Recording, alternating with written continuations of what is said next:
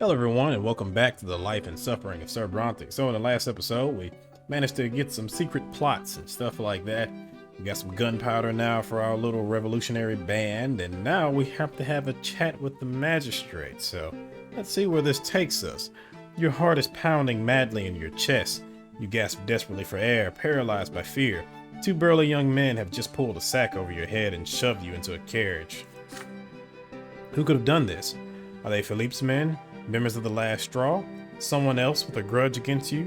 Where are they taking you? Can you even hope to survive this day? The carriage comes to a stop. They drag you out, get you on your feet, and force you to walk. You march down long hallways in complete silence. Then at last they sit you in a chair. Remiel Vermin. Get that thing off his head. I can't talk to him like that, can I? A hand wrenches the sack off your head. Light stabs you in the eyes as you gasp for air. Once your eyes adjust, you see a dining table covered in years of dust. This is a noble mansion, abandoned long ago. The paint is peeling, and the glazed gilt trim is cracked and faded. The once magnificent furniture is covered in rust and cobwebs. In the midst of this withered splendor, you see a man who is known to all, the magistrate of Anazet, Sir Remiel Vermin. I suppose you've caught your breath by now, Brante? Let's have a little chat, shall we? First, the obvious. I know what you are, and I know who you work for. I know your family. I have the power to ruin you and your father and everyone else you care about.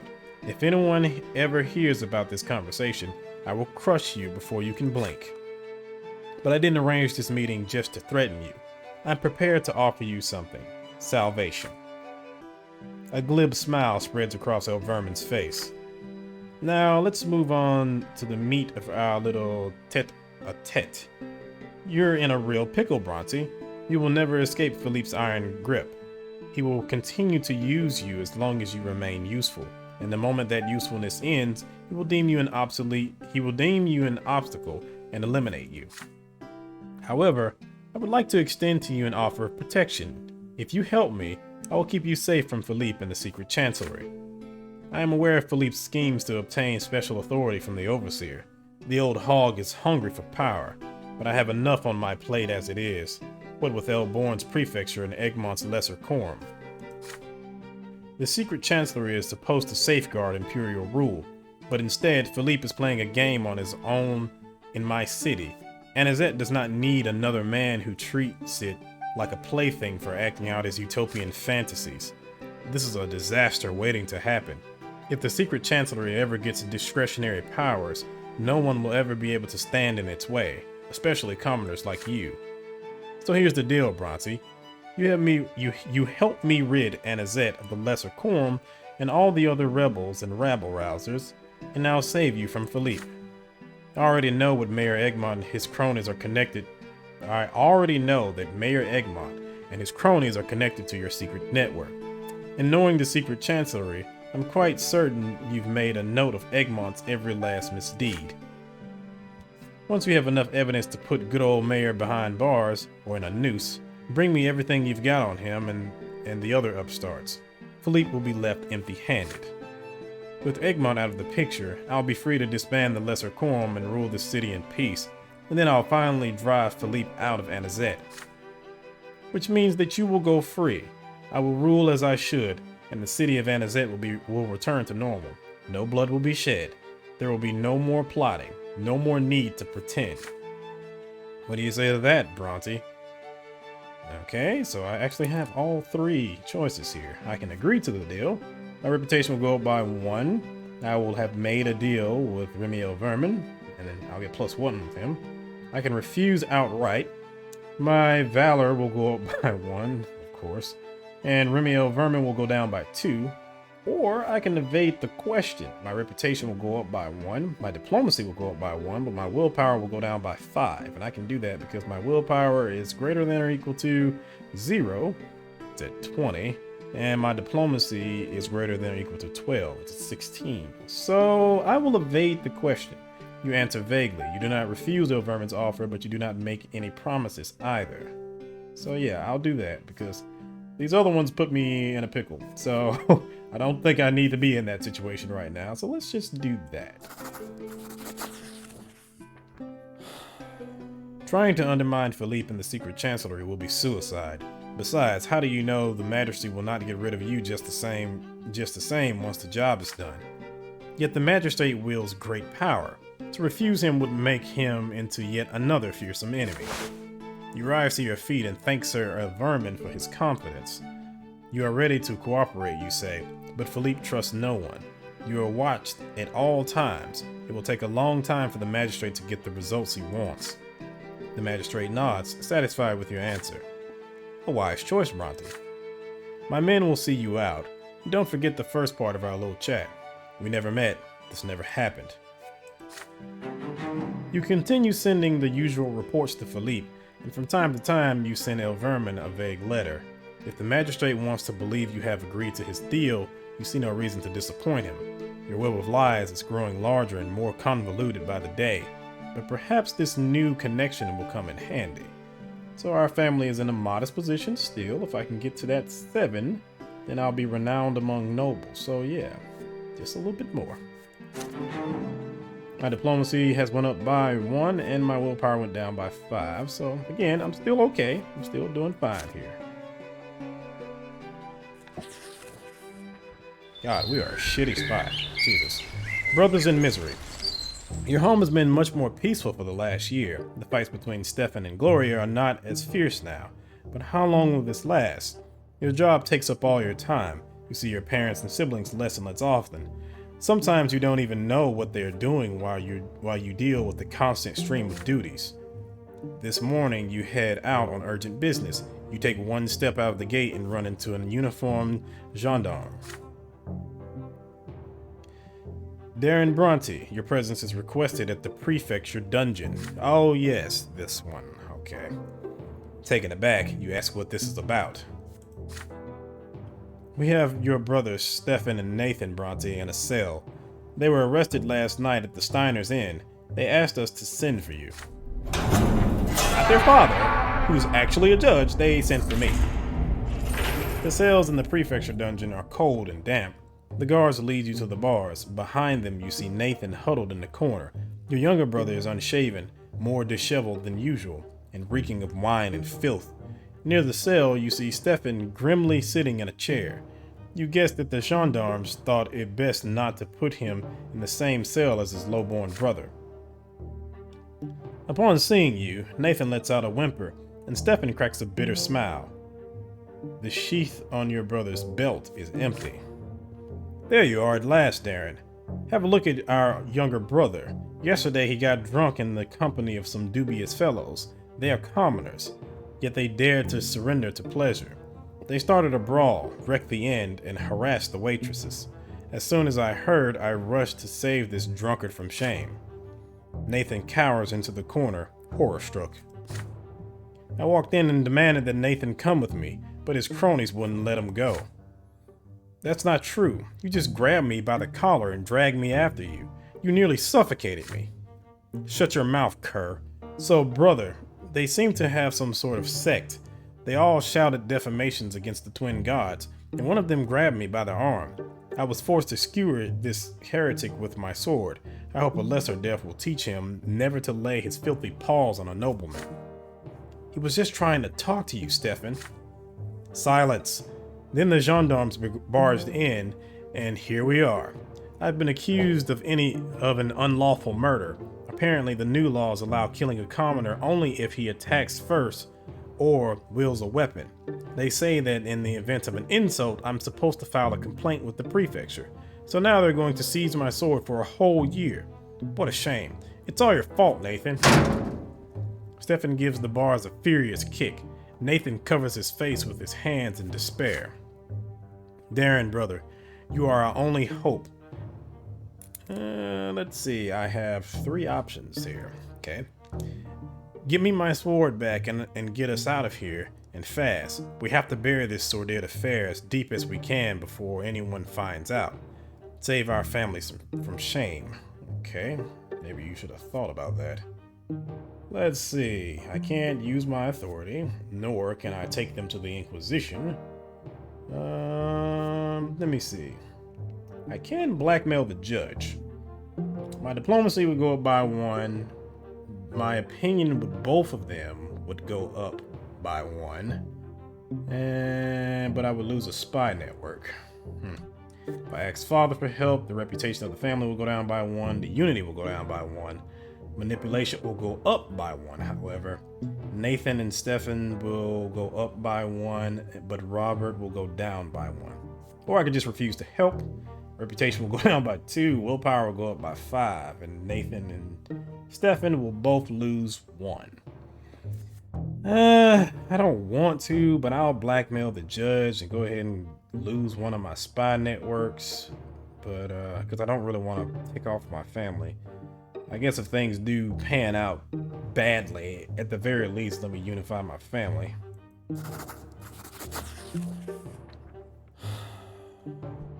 You assure Stefan that you will get them out of this little mess. You just need to put a little pressure on a certain person. You approach the gendarmes and ask them which judge has been assigned to the Brante brothers' case. Sir Carlo Falkengraben got the case, sir.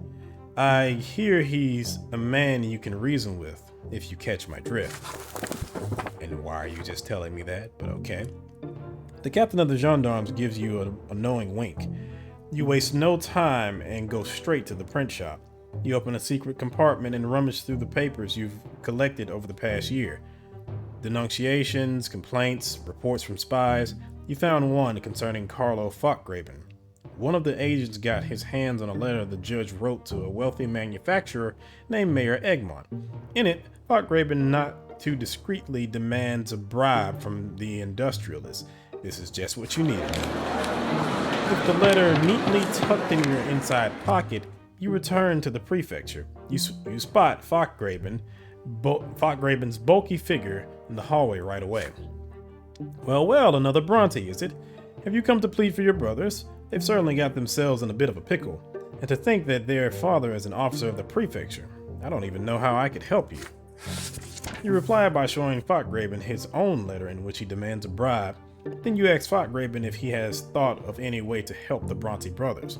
The judge raised his eyebrows. You see, you aren't quite as simple as one might think. So be it. Your brothers haven't broken the law. A commoner, a heretic no less, dared to assault a born nobleman and grab his arm. There's no reason for Stefan and Nathan Brante to be kept in custody. May I have the letter now? You grin and hand the letter to the portly judge. He's already giving orders to the gendarmes. Stefan recovers his confiscated sword and Nathan is let out of the cell. I knew I could count on you, Darren. Even though you haven't become a nobleman yourself, you still haven't forgot our family's honor. The elder brother takes the younger by the scruff of his neck and pulls him to the door. Nathan staggers and shuffles along limply. Back home, Stefan starts lecturing Nathan. From now on, there will be no more drinking bouts or other nocturnal exploits. Who are those rogues you've befriended anyway? Stop shaming this family. If you're so worthless, at least let others go about their business in peace. Do you understand, you blockhead? Nathan remained silent, staring despondently somewhere above him. You managed to conceal the disgraceful occurrence. The city will not find out about the Bronte's shame. At the same time, there appears to be a reason why Falkgraben was so easily persuaded to make a deal. The fate of the Brante brothers was of little concern to him, but the fact that someone has access to his personal correspondence certainly piqued his interest. Now the corrupt judge is aware that the numerous spies in Anazet are linked to you. To prevent your entire network from being discovered, you will have to tread even more lightly than before. Alright, both of them get +1. I lose one of my spy networks. I would like to have got that to 7. And of course my diplomacy goes up by 1, but I don't need it, so.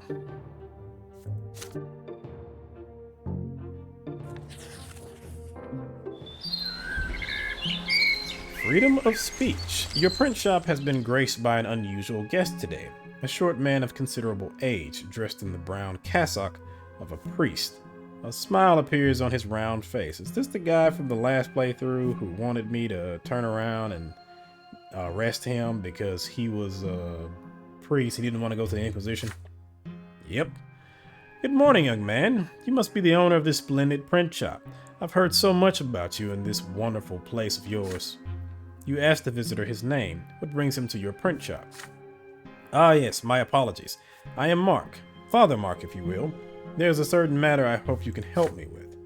I've learned much during my many years in this world, but alas, our time here is short, and, like everyone else, I will eventually have to face the ruthless scrutiny of the twins themselves. However, I would like the truths that have been revealed to me to live on after I shuffle off this mortal coil, which is why I've come to you. I've written a book, you see, and now I want you to help me print it. I want the largest print run you can possibly manage. The old priest is clearly not giving you the full picture. Why has he come here, of all places? You see, young man, my teachings are a bit bold for a realm that has endured 1,000 years of the twins' tyranny. Even the new faith sees the truths I preach as excessively blasphemous. But your print shop is known for its, shall we say, open-minded approach. I believe you have the fortitude to appreciate my teachings and the courage to accept my order. Would Father Mark be so kind as to explain his teachings to you? Another smile, kind-hearted and sly, appears readily on the monk's face. But of course, my son. By the will of the twins, it is my lot to preach. How could I refuse to instruct those in need? Here is the fundamental principle of my doctrine. Our gods are shit. We don't need them. They say a tree is known by its fruits. Well, if the twins are a tree, then their fruits are will, love, and law. But their will is arbitrary, their love is cruel, and their law is ruthless. The twins don't know the meaning of the word mercy. All they bring to their world is suffering. Everyone in the world is miserable, regardless of their estate or status, and we will continue to be miserable as long as we continue to accept the burden of their divine chains. There's only one path to salvation in this world. Reject the twins outright. You, and only you, must accept responsibility for your own life. Forge your own secular law. Fill your heart with secular love. Exercise your own secular will, and forget all about the twins. But what about the hereafter, you say? What about the final judgment? Eternal torment at the foot of the pillar, and never-ending bliss at the peak? Everyone asks me this, and here's what I tell them. What happens to you in the hereafter doesn't matter, because there won't be any you in the hereafter anyway. We will all be dissolved in the twins' own endless will. Out there on the other side of true death, Father Mark will cease to exist, and so will you, young man. You will have no will.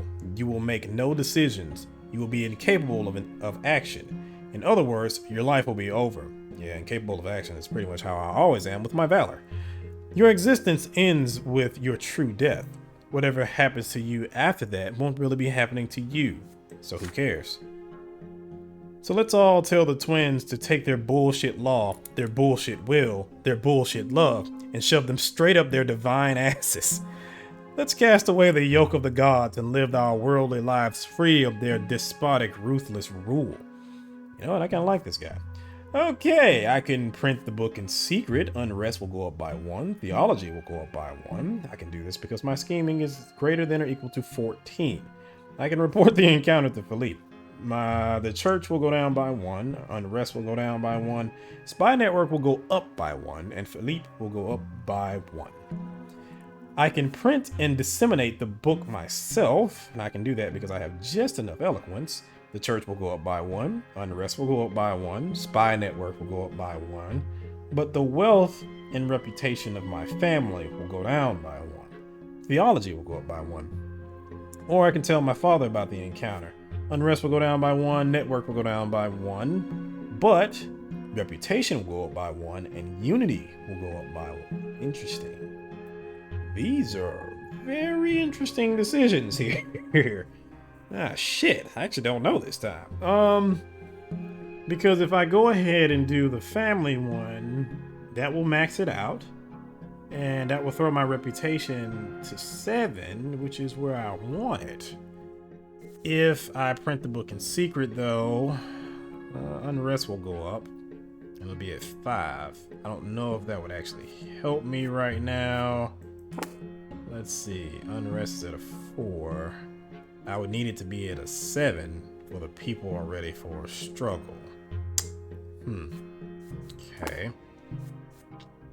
I don't really think I'll report the encounter to Philippe because, I mean, the church opinion, I don't really... Well, it doesn't really seem like any benefit there other than getting the spy network up, but at the same time, the unrest goes down.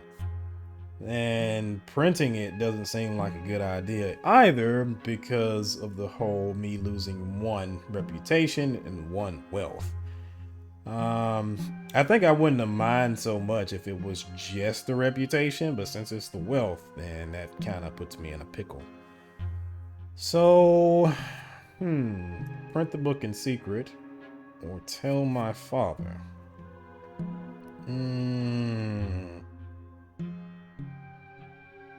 Unrest will go down by 1, spy network will go down by 1, but my reputation will go up by 1, and the unity will go up by 1. Not sure. Damn, this is tough. Would this be... Because, I mean, that means I won't have to worry about my family stuff for a while. If that's the case, I just have to worry about my reputation and the money.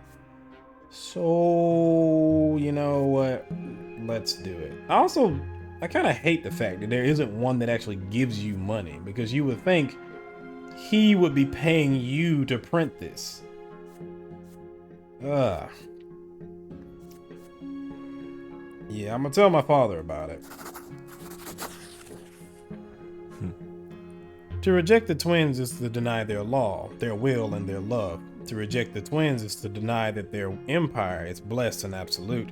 To reject the twins is to deny that the Tempests are chosen by the gods themselves to rule. If these teachings begin to spread, there will be unrest the likes of which the province has not seen since the emergence of the new faith. His book is fomenting rebellion against the Tempests, the Empire, and the Twins, even though that's kind of what I want. But you accept Brother Mark's manuscript and promise to print the run as soon as possible. As soon as the priest leaves the print shop, you head to the prefecture to see Father. You describe the strange visit and hand Mark's manuscript over to him. He ought to handle this case himself, you say. The heretic must be arrested before it is too late. This is extremely troubling, son. Matters such as these are really the Inquisition's domain, but we judges have some work to do here too. This priest is inciting rebellion against the Empire. He must face judgment under the Imperial law. I'm glad you came to me with this. You did the right thing. This will be an excellent opportunity for Elborn and me to set our opponents at ease. No one at the prefecture will be able to say we don't protect Imperial tradition now. Father Mark is soon arrested and sent to the prefecture prison to await trial. When the heretical priest is arrested, the city grows restless, but there is no rioting, no protests. Many people leave the province in a hurry, including nobles, commoners, and even a few priests. Some of your own men flee Margaret without saying a word. You have to rack your brains to find replacements. You've seen for yourself just how many apostates reside in Anazet. Alright, so yeah, this is gonna be kind of tight trying to get this, my spy network up and possibly even getting the discontent up. I don't even know if it's gonna be possible now, but we'll see what we can do. And now my family is at harmony, and we are renowned among nobles now. So I should get an event now. Yep. A moment of respite. This event is a consequence of your previous actions. Unity equals 10. Hopefully it won't be a bad event. A moment of respite. Your work for the day is finally done. You hurry to the family home, where peace and tranquility dwell again at last. Still, you have grown used to the idea that this peace could be disturbed at any moment. As you enter, Father walks down the stairs to greet you. He smiles, happily and warmly.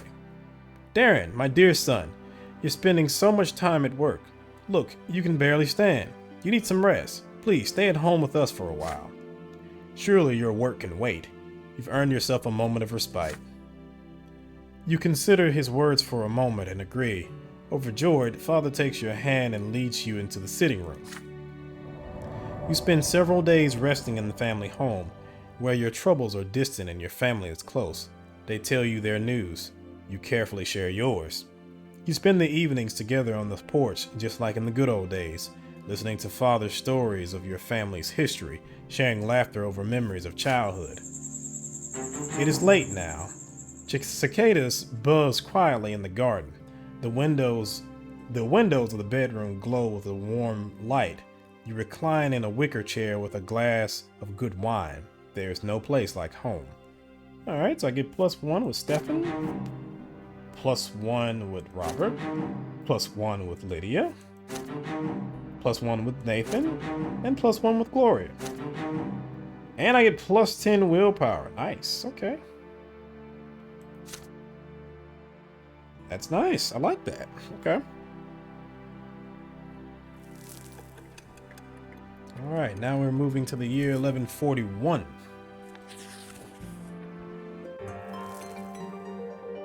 The guns of Illyria.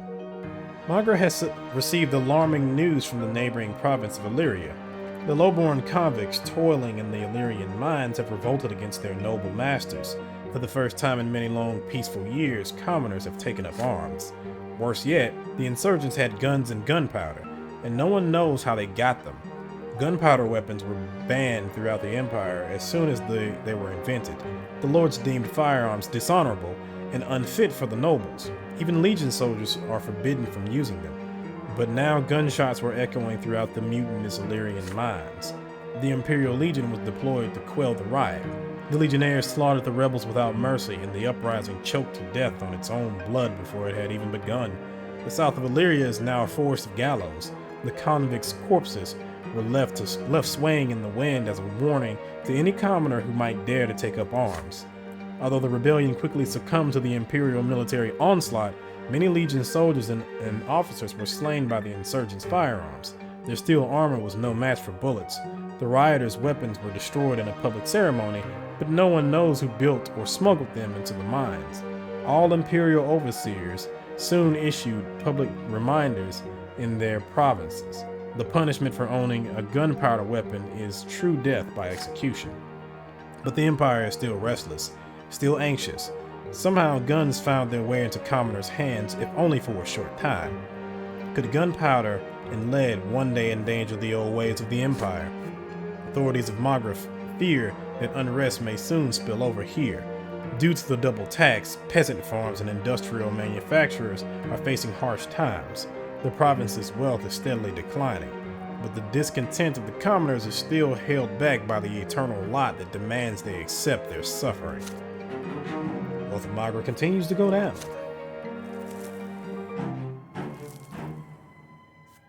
Chapter Peacetime ends soon.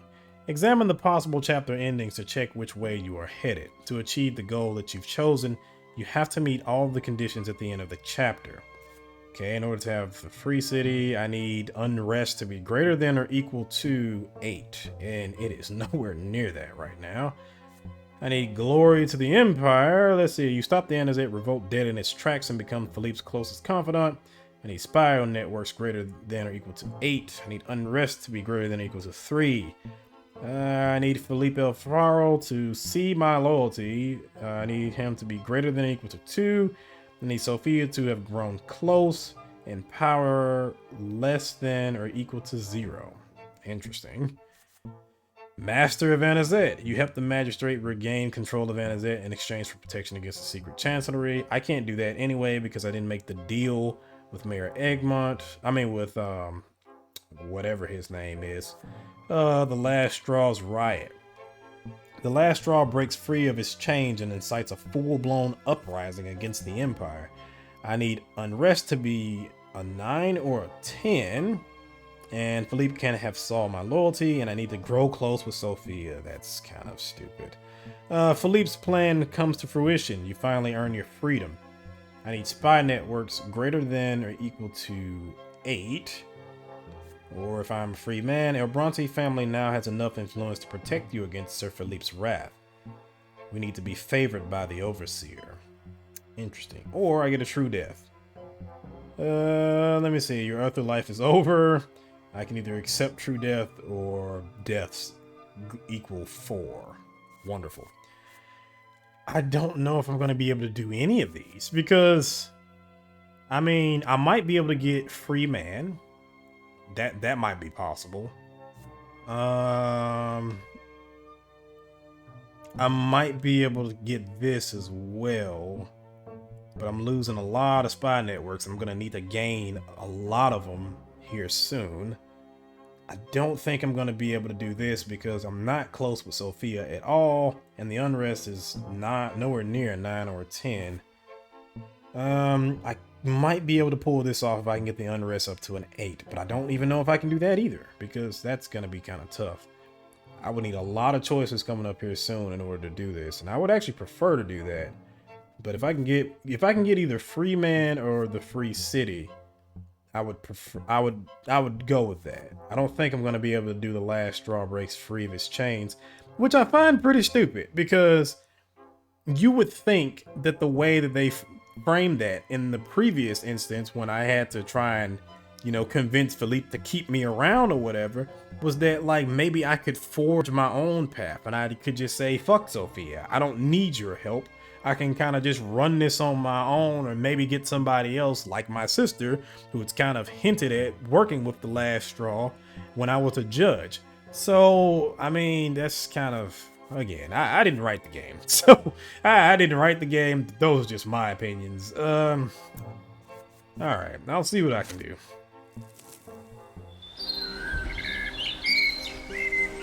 Blast Wave. It has been 4 years since Archduke Melanatus and Overseer Tempest first clashed. Each claims the right to collect taxes in the province. Now for the 3rd year in a row, they are each collecting their own tax, and the province is sinking deeper into poverty. The people who have been hit the hardest are miners, diggers, and anyone who owns or manages a mine. When gunpowder first appeared in Magra, mine workers felt hope for a better future for the first time in years. But the ban soon followed, and those hopes died. People have lost their jobs, industrialists and manufacturers have lost their fortunes, the silver industry is in decline. The Lesser Quorum, led by Mayor Egmont, has been fighting to stop double taxation and reverse the ban on gunpowder for a long time now, but to no avail. The common people blame Magistrate O'Vermin. He has supported the gunpowder ban from the very beginning, branding it too dangerous to be handled by commoners. This friction is throwing sparks everywhere. You've always known that unrest would flare up one day, but oddly enough, it all begins with a celebration.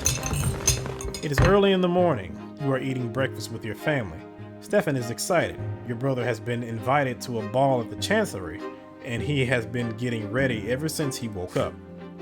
Magistrate O'Vermin is a sly man, Stefan. I'd be wary of him if I were you. Some friends in high places can take more than they give. Enough, father. I already know that. But if we ever want to be ennobled by the sword, we have to take advantage of every opportunity that presents itself. There will be nobles of the highest rank there from all over the province. Besides, there's no risk in making O'Vermin's acquaintance. Their conversation continues. Ford, you excuse yourself and go to the print shop. An ordinary day of work is followed by an ordinary evening. You are about to close up shop for the night when Alita arrives unexpectedly. She brings a letter. It's an urgent report from Sophia. You glance through it hurriedly. The handwriting is not Sophia's.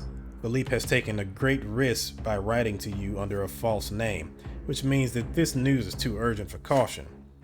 Our informers with Egmont's goons have warned us about a march tomorrow morning. There's trouble brewing. Miners, diggers, and even mine owners are involved. They're coming from all over the province to demand that O'Vermin lift the gunpowder ban. This march has Egmont's name all over it. It's supposed to be peaceful, no bloodshed. Apparently, the miners think O'Vermin won't have the guts to use force, so he'll have to listen to their demands. Their plan is to show up during the magistrate's party. They're mad because he's throwing money around while they're all starving. There are several hundred workers coming, and they're fired up. They should get there early tomorrow morning. You have the night to get ready. Let's hope you know how to put this intel to good use. You burn the letter in the flame of a candle. As the paper turns to ash, you weigh your options. Egmont wants the protest to be peaceful, But will he be able to keep the angry miners from crossing the line? And Stefan will be at that damn party of his. This complicates matters. Either way, Felipe is right. You cannot ignore this.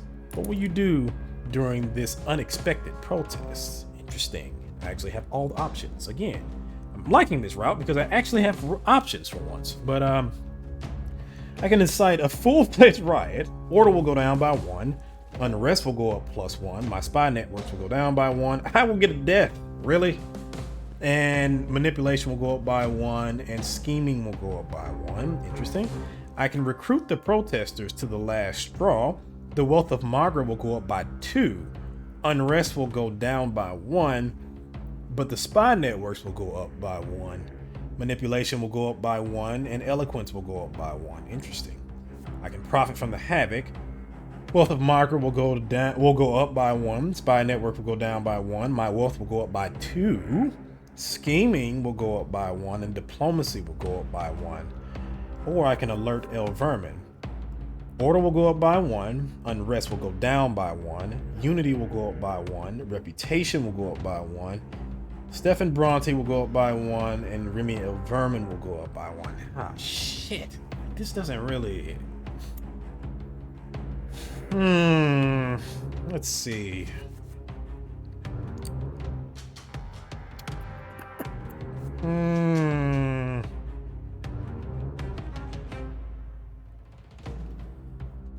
So that'll put my spy networks at 5. Wealth of Margaret will go up by 2.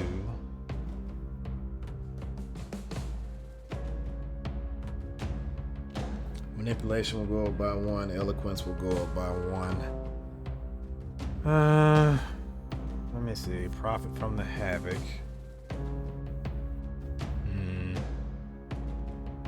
Wealth of Margaret goes up by 1. Family wealth will go up by 2. Scheming and diplomacy will go up by 1. But that doesn't really... It only helps me so much. Though I do feel like I'm probably going to need my scheming to be higher because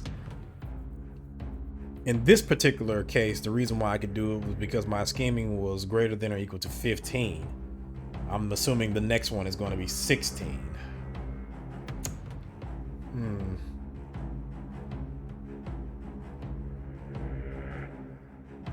And if I do that,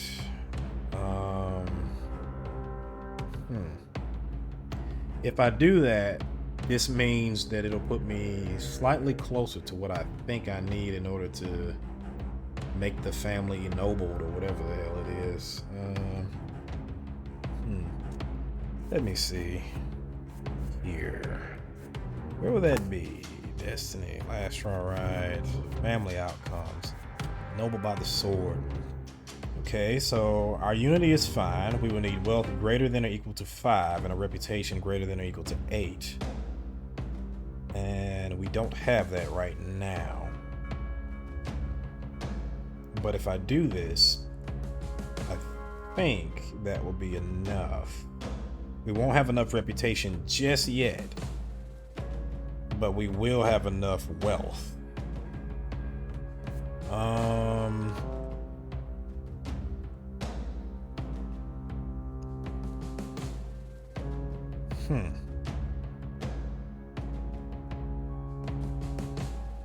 I don't think I can do this at all. Yeah, I don't think I can become the heir of the family because I'm not. I would have to be. We have to be a noble by the sword, but then the heir can't be Stefan. Favored by the overseer. Oof, that's gonna be rough. Reputation greater than or equal to 8. Wealth greater than or equal to 6. Unity. Family can't be in ruins, and we have to either have a glorious bloodline or a family of means. Glorious bloodline, we'd have to have 10.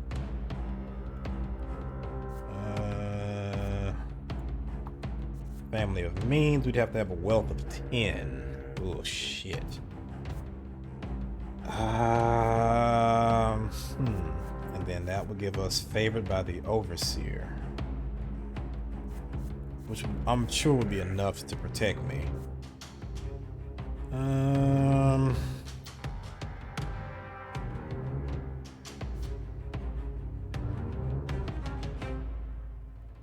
Interesting.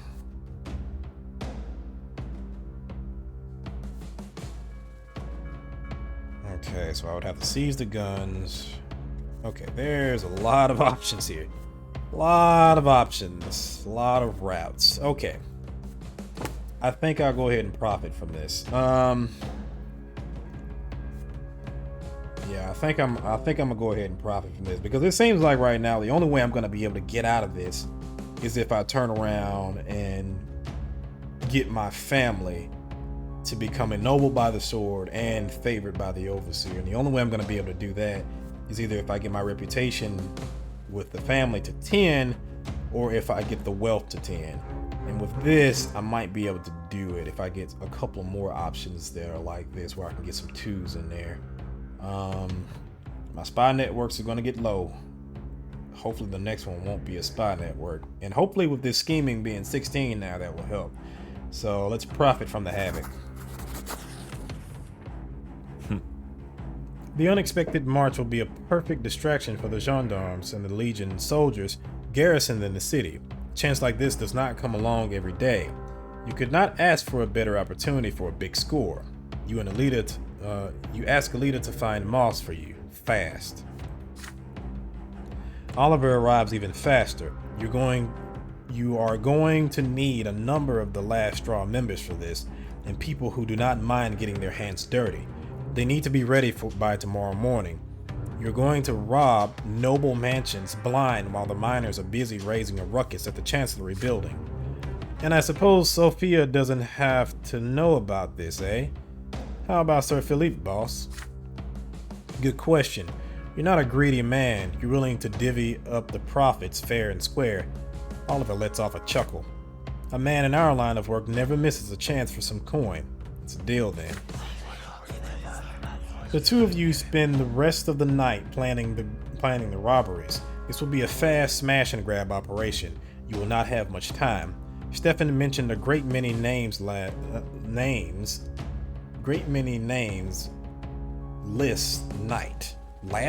Okay. So you know each and every noble family that will be attending the magistrate ball. You expect their servants to have the day off for the occasion, so you should not encounter any resistance.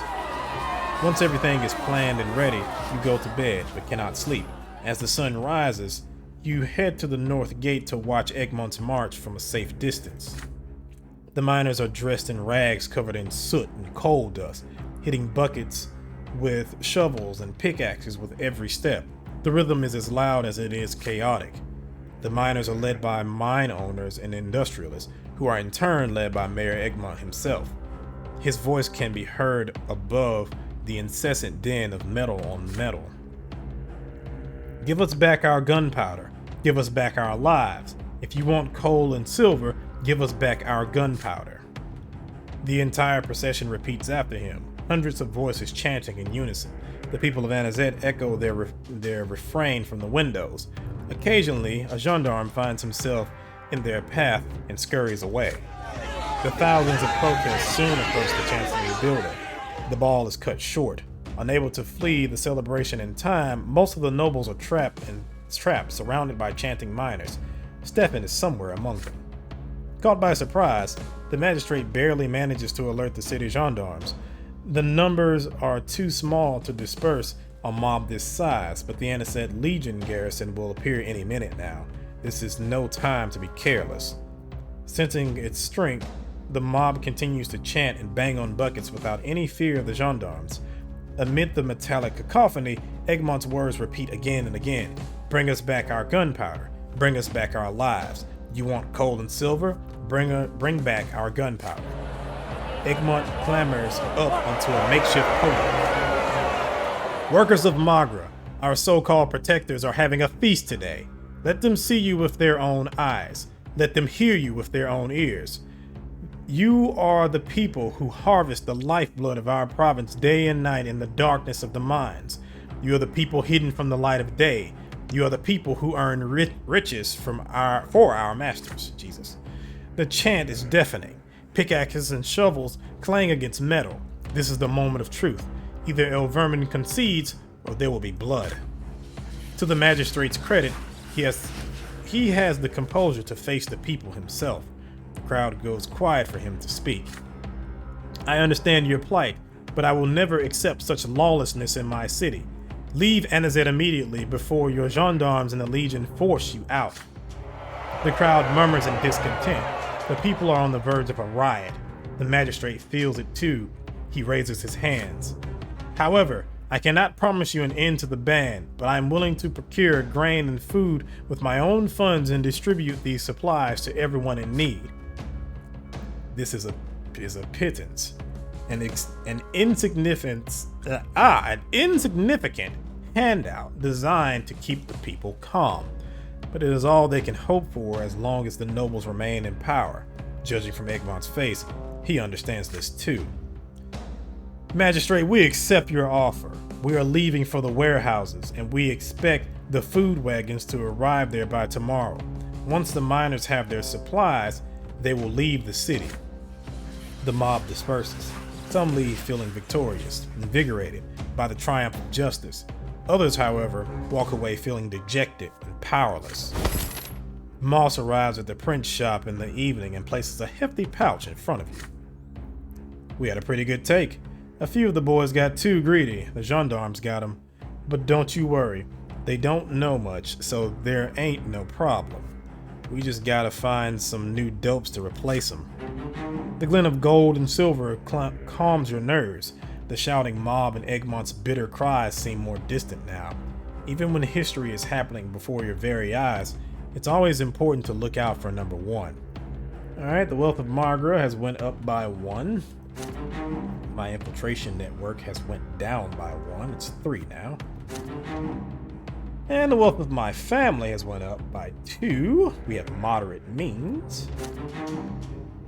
And my scheming has went up by 1. And my diplomacy has went up by 1. So I have a 16 and a 19 respectively. Let's see. So I'm a ringleader now. And of course my diplomacy is ridiculously high at a 19. We all know how valuable that was. But apparently I do get an event at 19. So we'll see how that goes. I mean at 20. I don't know if I'll actually try to get it, but if it just so happens that I get it in another choice, then so be it. The year is 1141, the procession to the tree. A holy day is coming, a day when the entire empire thanks the twins for the silver tree, the sign they left behind as a reminder of their eternal presence in this world. This momentous occasion is especially important for Anazet, but the clergy cannot agree on how best to celebrate it. Father Leonard has called for all the worshippers of the twins to approach the temple of the silver tree and kneel before the sacred relic, but the old clergy balked at the idea of Leonard and the new believers leading the ritual. The day has come. An immense crowd is moving in a procession towards the temple near the silver tree, where Father Leonard awaits. But an inquisitor by the name of Jean stands in their way. She strikes a defiant pose. Confronted by a member of the Holy Order of the Inquisition, the procession reluctantly stops. People, turn back. Those who attend Leonard's rite will succumb to the new faith. Those who reject the lots will defy their divine design. You're about to bring the wrath of the gods upon us all. Open your eyes, go back to your homes and pray to the twins. The procession wants to move, but the people are confused, until Father Leonard himself walks out of the temple to meet Jean face to face. People of Anazet, no one has the right to deny you the sacred ritual of the worshipping at the tree. Not even the Inquisition. Is such a denial not more likely to provoke the wrath of the twins? The Inquisition must know that the new faith does not seek to challenge or defy the twins. We are merely trying to correct the mistakes of those who came before us. We do not anger the twins. We merely vex those who refuse to accept the dawn of a new age. Jean finds herself between a rock and a hard place. Seeing that she has no other choice, she lets the procession pass. The new faith's numbers have swelled of late. It cannot be stopped now. Alright, we're still at a schism with the church.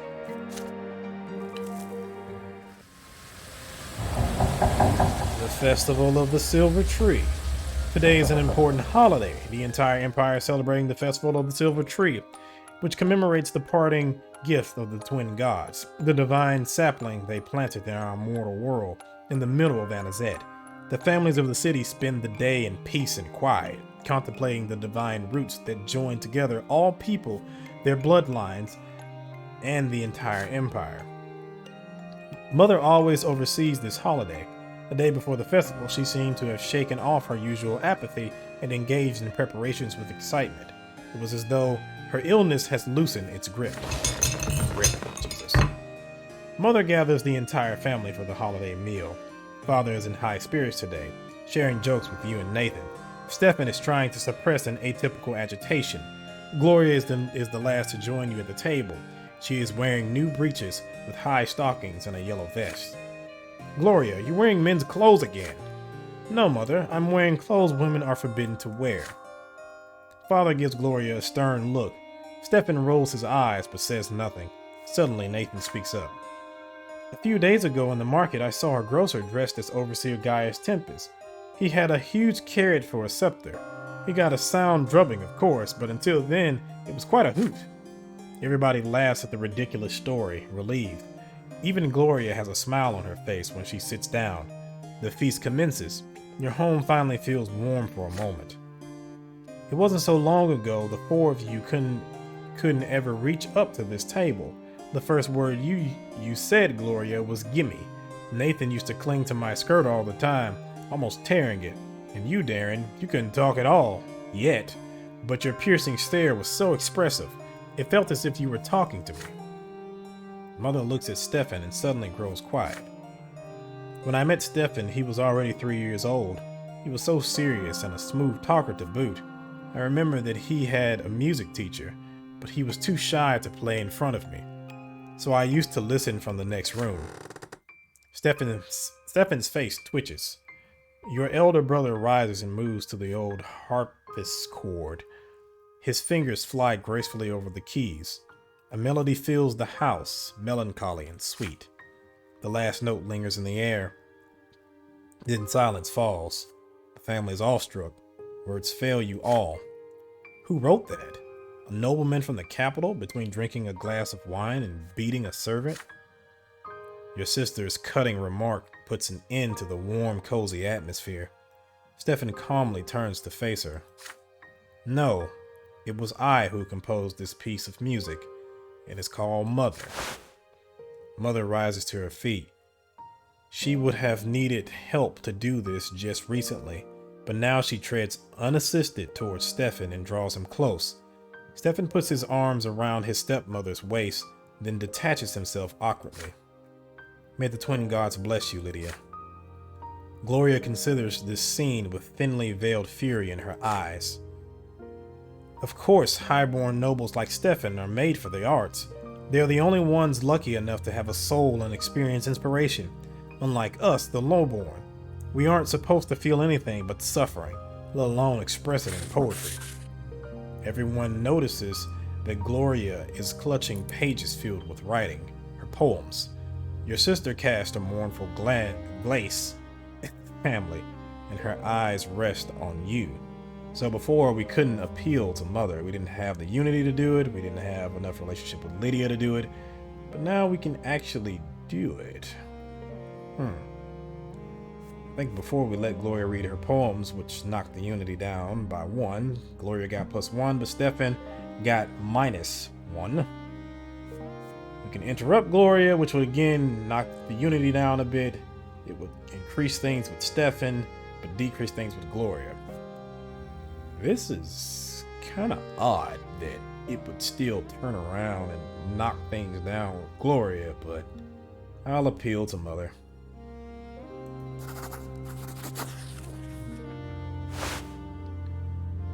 You walk up to Mother, take her hand in yours, and whisper in her ear. It is time for her to interfere and save the family celebration. Mother nods understandingly. Gloria, my dear child, since you were little, I taught you to care for your soul. But if I failed to convince you, please think about the family that took us in. I implore you, do not take on noble activities. Do not infringe upon the divine order. Gloria's face flushes red with fury. She clasped the pages to her chest. That's right, Mother. Since I was little. Do you think I'm not reminded of it with every breath I take? Of all the things I'm forbidden to do because I'm lowborn. My dear girl, listen to me. There is more to life than you and your aspirations. You are a member of the Brante family, and our family is part of a greater universe. Your actions affect all of us. We are not isolated. We are being watched by the city, by the empire, by the twin gods themselves. So I'm not allowed to bear your name, but I still have to bear all the responsibilities that come with it. What hypocrisy. Gloria runs out of the room, outraged and tearful. The family is left dumbfounded. Finally, Stefan speaks. I hope, Lydia, that you can still make her see reason. Your words were wise. Let us heed them of ourselves. The celebration continues despite Gloria's absence. So we lost one, but we still have sympathy for Gloria, so there's that. And our harmony is still maxed out at 10, so there's that. And I get manipulation +1, so it's a 16, and I'm a con artist now, so there's that.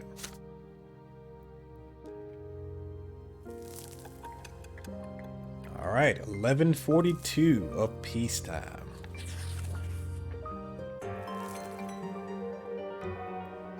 The Emperor's heirs are in danger. News from the capital quickly reaches every corner of the empire. Jirian and Flavius, the heirs to the throne, have left the Emperor's palace for the province of Monia, which is ruled by Great Chancellor Aegirius Monroe.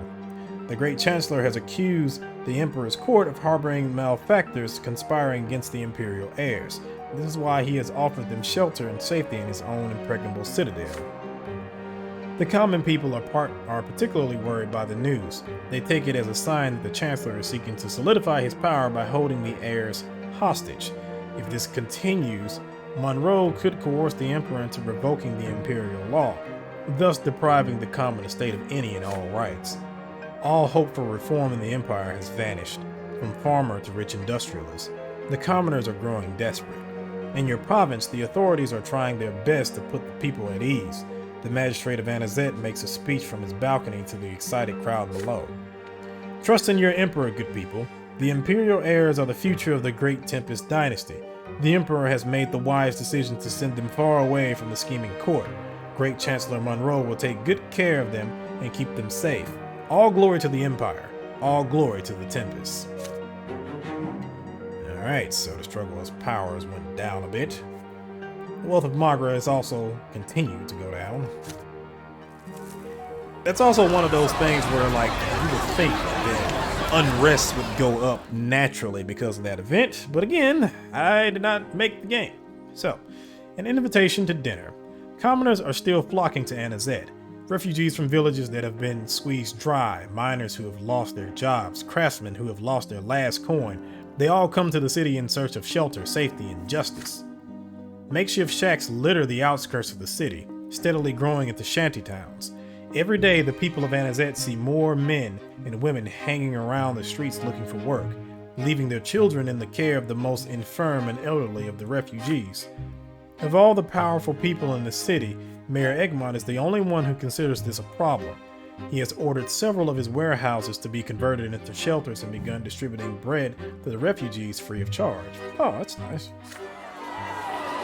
You and Sophia are sitting on the roof of an apartment building watching people huddle around a wagon. The bread line stretched to the small square between the buildings yesterday, but today it disappears down the back streets with no end in sight. Look at those poor bastards. They've been betrayed by their own masters. The nobles robbed them blind, razed their villages, and left them to die. Backbreaking labor, endless suffering, dying in the gutter. That's all they've ever given them. You know, I'm sorry. Sophia's character just really irritates me. Because, like, on the one hand, they try and make her seem like this person who's just so appalled by the struggle that's going on. But then on the other hand, she's just treacherous. Like, she only cares about herself at the end of the day. So, and I understand that, like, some of that is determined by your actions. But damn, is she not her own person? Would any of them blasted nobles even move a finger to help the refugees? Not on your life. Mayor Egmont's the only one who cares. He's their only chance for survival. Say, Bronte, I hear Augustin Elborn and Mayor Egmont have both been invited to your house for dinner. That true? How does Sophia know about this? Father asked you to keep it a secret. What difference does it make? You should have told me. Do you have any idea what this dinner means? It's a sit-down, Bronte. They could be deciding the fate of our city, the fate of the last straw, the fate of our rebellion, the one that you don't care about. Okay. I can invite Sophia to dinner. What? How is she trusting of me? Okay, whatever. I could agree with Sophia. Well, I can't do these two because I would have needed Sophia to be embittered. Power could have gone up by 1, wealth would have gone down by 1, unrest would have gone up by 1. Willpower would have gotten, I would have gotten +5 of that. Relations with Sophia would have gotten 1. Give in to her demands. I would have had to have Sophia be merciless. The power would have gone up by 1. Wealth of Margaret would have gone down by 1. Unrest would have gone up by 1. Or I could just refuse. Unrest would go down by 1. But the family reputation would go up by 1. Willpower would go up by 10. Shit. And which one of those destinies do I need for that? Let's see. Yeah, I just don't see that unrest getting that high anytime soon. And it's unfortunate because I would have liked to have the free city of Vanizette, but unfortunately, I seriously doubt I'm gonna get enough unrest things here in the future to actually help me get to that point. And of course I need to keep my spy networks up too in the process.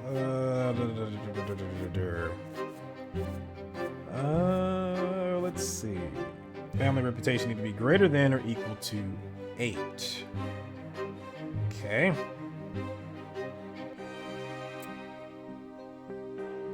Okay. So I need to get that reputation up. And I will do that by refusing. And Sophia will go down further.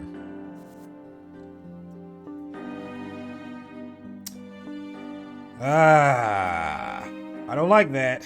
I don't like that. And of course the unrest will go up with this, but I don't know. I mean, and I don't really know like what that means for as far as the power of Magra. Like the power of Magra would go up by 1. It would put it at a 0. The wealth of Magra would go down by 1, which put it at a 3. Which, what does that mean for me exactly? I don't really know what that means for me. Unrest will go up to a 4, which means I will still need 4 more in order to get to the point where I can help Mayor Egmont with his plan. It would not help me with Unity because it's maxed out. It would give me 5 willpower, which would turn around and throw me into 30, which would max out my willpower. And I would get +1 with Sophia. Okay. But if I refuse, the unrest would go down by 1. My reputation would go up by 1. And that would actually give me enough reputation to be ennobled by the sword. But I would also get 10 willpower, which means I would only get 5 of that, and I'll be losing 5 technically. And Sophia will go down by 1.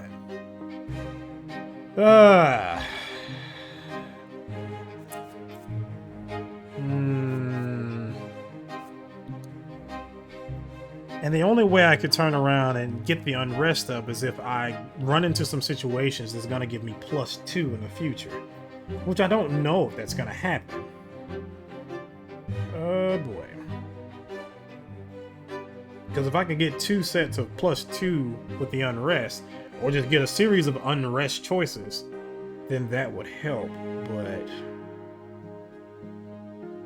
I just feel like I'm losing a lot there because I don't think I'm going to be able to get Sophia's opinion of me up much further.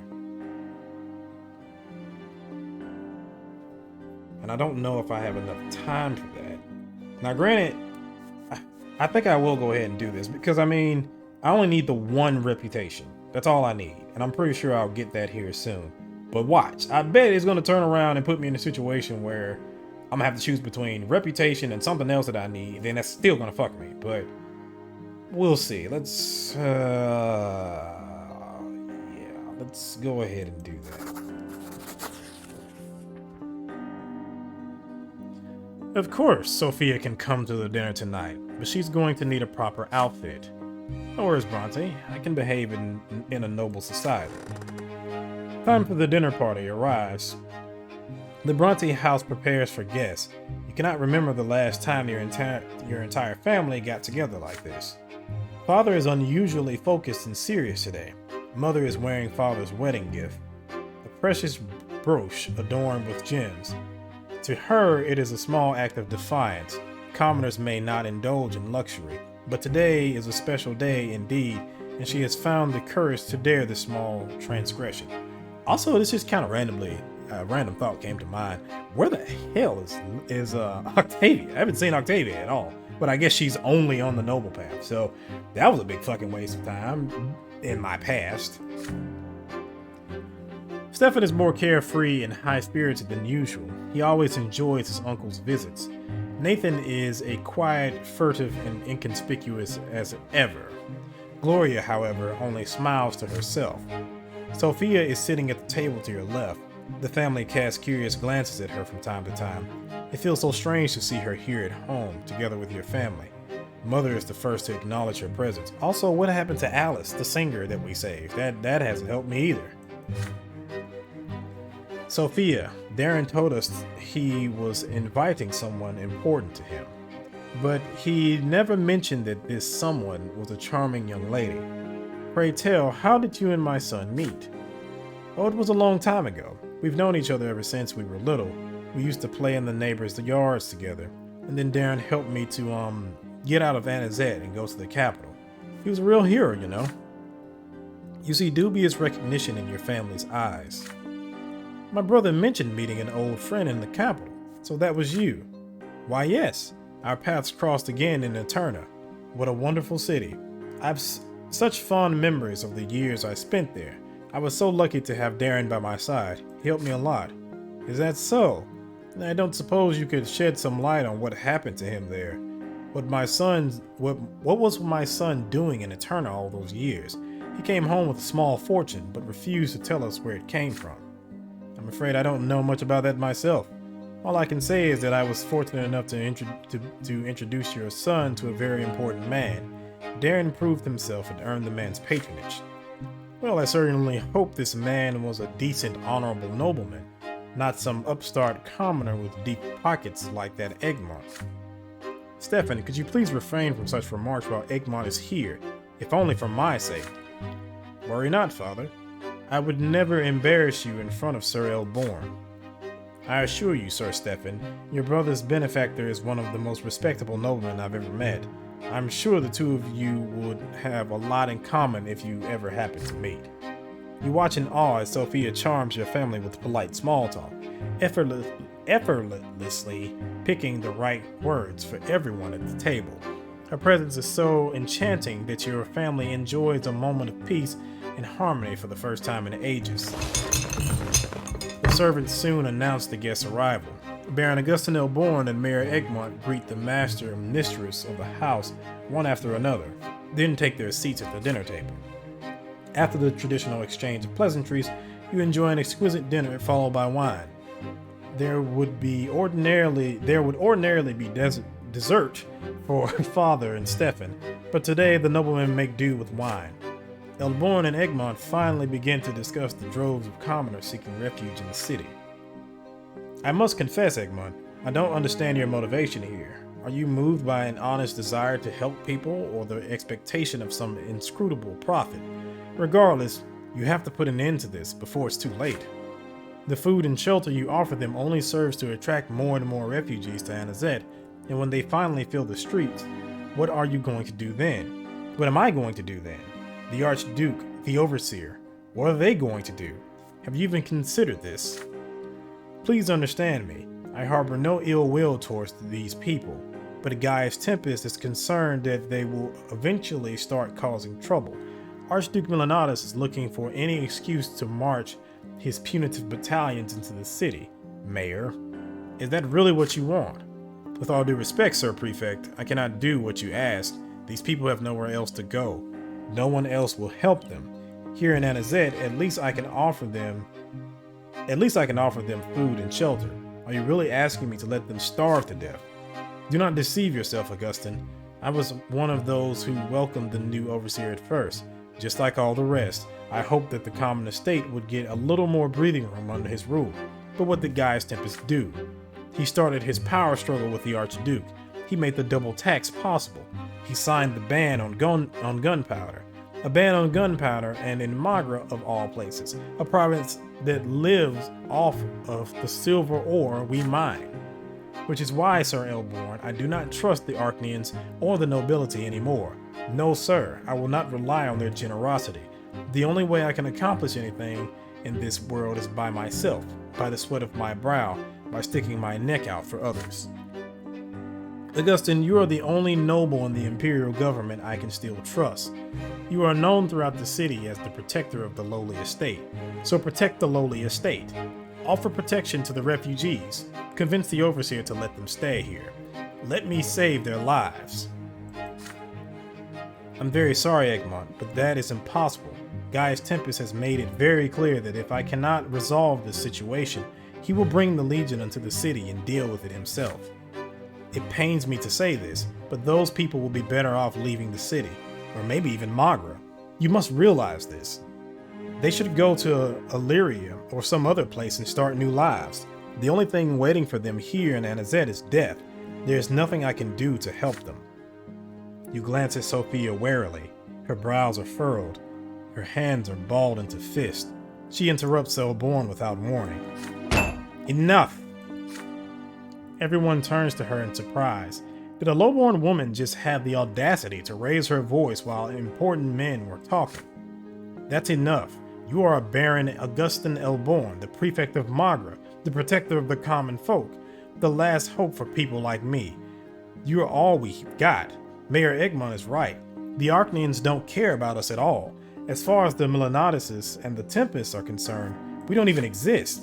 Every commoner in this city knows there is only one noble in Anazet who actually cares, and that's you, Sir Elborn.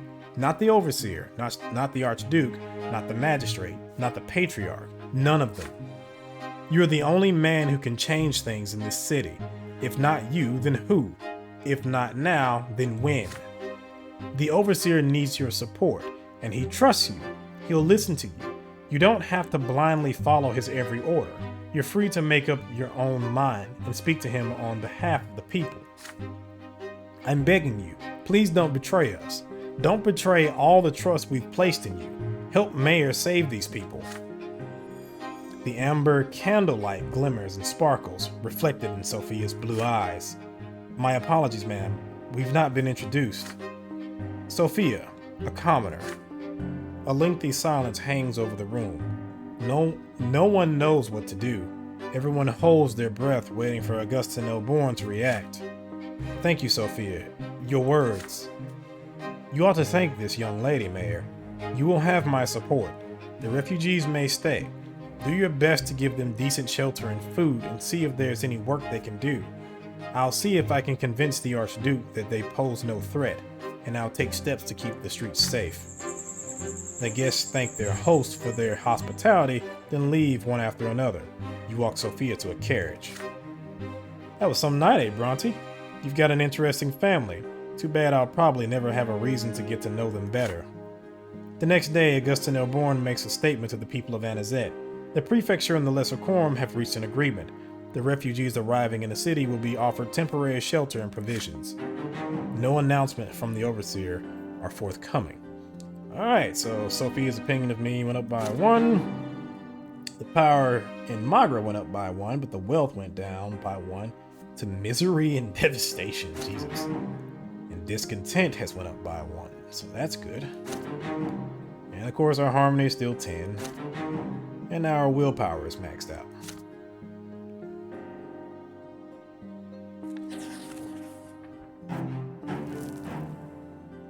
All right, so now we have an event here, Stefan's Gambit. So, this event is a consequence of your previous actions. Stefan and Brante greater than or equal to 1 in difference. But we're going to stop it right here. We'll pick this up in the next video. So, in the next video, we will continue on and maybe see if we can actually just go ahead and finish this chapter outright. So, again, I really still am enjoying the game. There's, again, some issues I have with the writing, but again, I didn't write the game and, you know, I didn't make the game. So, those are the breaks, yo. So, there's that. But I am curious to see how certain things go. And I really can't wait until, you know, again, I'm actually done playing this. Playing the priest route and stuff like that, because I do want to go back and play, and I will play with my boosted stats, and I can do whatever the hell I want to because I won't be blocked by anything. But yeah, I'm curious to see how certain things are going to turn out and see where the story is going to take me. But so if you like the video, if you want to see more content like this, subscribe. I have a lot of things on my channel, and I will have many things coming in the future. Again, I'm trying to do a lot of recording today. This is still Sunday for me, even though it will be Tuesday for anybody watching this video. But yeah, I have a lot of things that I still plan on recording and such. So if you have any questions, comments, concerns, leave them in the comment section. I'll be more than happy to address anything, whether they just be a question or just a general comment about certain things. They come straight to my phone and I do get them. If I don't respond to them right then and there, I will respond to it as soon as I possibly can. So thank you for watching. Thank you for joining me on this journey that I have had trying to get to, you know, grow this YouTube channel into something grand, I guess you could say. We just hit 1,000 subscribers. I'm very surprised that happened. I was actually very shocked that this was the game that was going to actually do it. I didn't think these type of games would be the type of things that you know, people would like to see. But I guess in the future I will be more interested in doing stuff like this. I do have a lot of games that are narrative-driven games like this, where there's a lot of dialogue and things like that. Eliza is one of them. Even though I've already played Eliza, I think I've got all the endings to Eliza. That's also one that I wouldn't mind playing on the channel. But if there's any other choices, I know one that I saw was, what was it? I think it was the Lucifer Within Us. And I actually looked it up, and I actually remember I wanted to buy that game a long time ago. Well, I don't know if it was a long time ago, but a couple months ago, because I was interested in it, and I was interested in playing the game. I know you play as some sort of detective and you have to use like time travel and stuff like that, so that looked interesting. I think it's Game Deck is supposed to come out later on this year. I really want to play that, and I will definitely play that on the channel once it comes out. Disco Elysium, the final cut, is supposed to come out here soon. I've heard rumblings about it might come out like March 21st or something like that, but I really do want to play the new version that'll have the dialogue in there and stuff like that.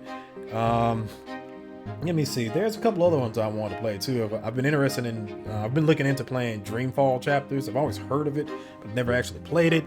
There's plenty of other games that I would love to play. Life is Strange. I've been wanting to play that for years, and I've never played Life is Strange, any of them. And I know absolutely nothing about them, other than it's one of those great games that you're supposed to play. But I know nothing of the story actually.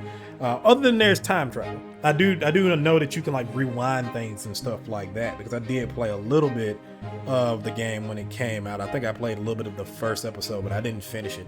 So I would be curious in playing that on the channel as well. But anywho, there's just a lot of things. And of course, again, if you have any suggestions, then feel free to leave them in the comment section. And I'm going to be kind of gathering those over the next week or so, because I'm pretty sure I'll be able to finish this game up either over this week or next week, because there's just the priest path left. I don't know how much of the priest path I'm going to show on the channel, but I guess I will do just a priest run. I won't do both the Inquisitor and stuff like that. And whatever happens in the end, then that's just, I'll just leave it at that. But yeah, so thank you for watching, and I will see you in the next one. See ya.